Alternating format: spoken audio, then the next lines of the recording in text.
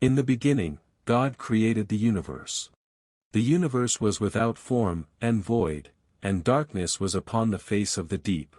And the Spirit of God moved upon the face of the waters.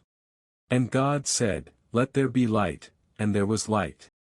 The universe was blindingly bright, and all that light could not disperse and dim. For God's rules for the universe had no time and no laws to follow. The light had no path to follow. God took a small piece of that light, and protected it, and sanctified it, and from it created heaven. Heaven would be his kingdom. None of his creations would be allowed to change it. It was on the next day that God created the seraphim, the angels, to create order for his creation. In God's plan he bestowed upon them free will, so they could sympathize with the chaos of the universe. As it was to be his birthday, the first angel, Gabriel, marked the occasion and called it time. This would prove to be a fateful decision. With the invention of time, came energy. And with energy came heat, and the universe so full of light became very hot. In an instant, it exploded. The angels tried to keep the universe together, to keep it from ripping itself apart. But the strength of this big bang was too much for the angels to stop. From the explosion came dust. The dust would swirl together to become stars. The stars would collide together to become debris. The universe was a violent, inhospitable place. Yet the angels were made to create order. Soon debris began to follow regular patterns. The universe was given new laws. In pockets scattered across the universe, life even found it cozy enough to take root. Such was the bureaucracy of heaven. One day, a particular angel grew bored of the tedious bureaucracy and heavenly paperwork. The emotions driving free will had led her to disdain her lot in life. She led a revolt against heaven, and the angels that followed her were banished. In the aftermath, heaven was in a weakened state.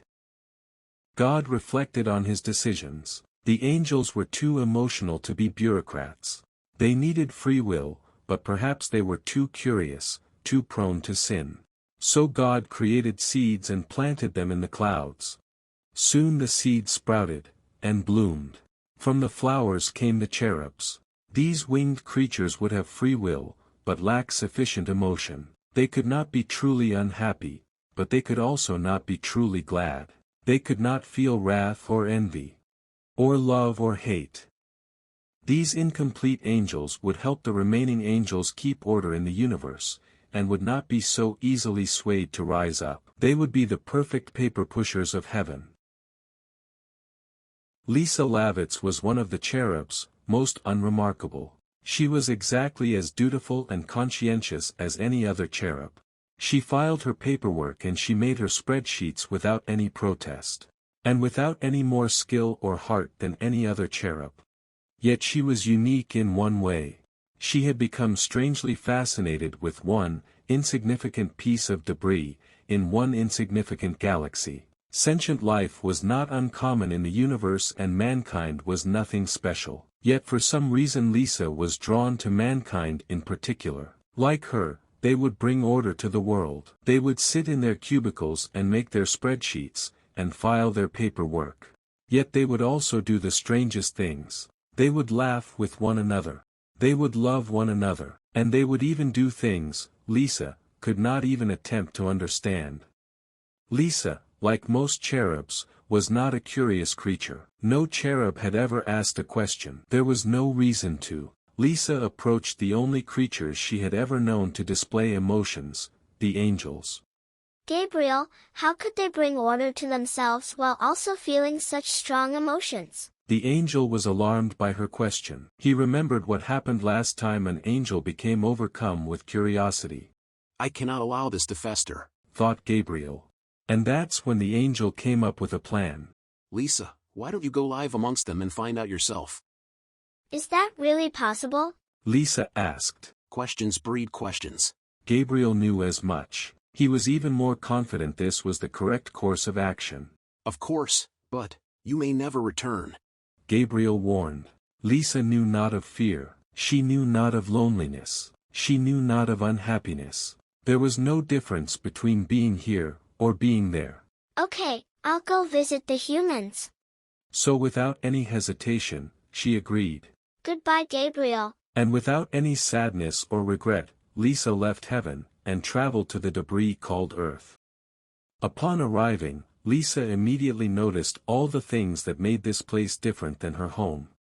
This place sure is different. The air smelled dirty and stale. The ground was hard and uncomfortable. Everywhere she looked were lights and colorful signs. Why aren't you smiling? Are you lost, little girl? Aren't you cold? The young cherub was not used to so many questions, so many emotions. She wanted to talk to people, but she didn't know how.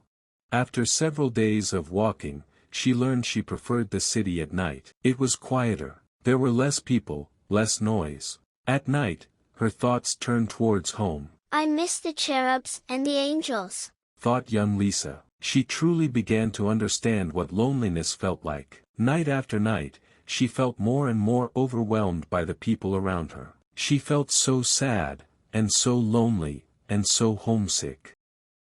As she was walking home one day pondering her loneliness, something emerged from the dark that would change her life forever. Eep. Oh my, you scared me. Wait, I felt scared. What's your name? And what are you? I am Mr. Touchy-Feely, no relation. I am an octopus, of course. What is an octopus? We're the keepers of the fish and clams in the sea. Or at least, my brothers are. I got curious of humans on the land, so I left to find out more about them. But I don't get them at all. Me too, shouted Lisa. On that day Lisa made her first friend. The two of them, fish out of water, became the best of friends. Every day they would laugh and play, except without the laughing, because emotions were still hard for Lisa. But at least she could laugh on the inside. You know, Mr. Touchy-Feely, maybe we can make more friends like us. You think? Yeah, maybe knowing we have each other, meeting people won't be as scary. I would like that.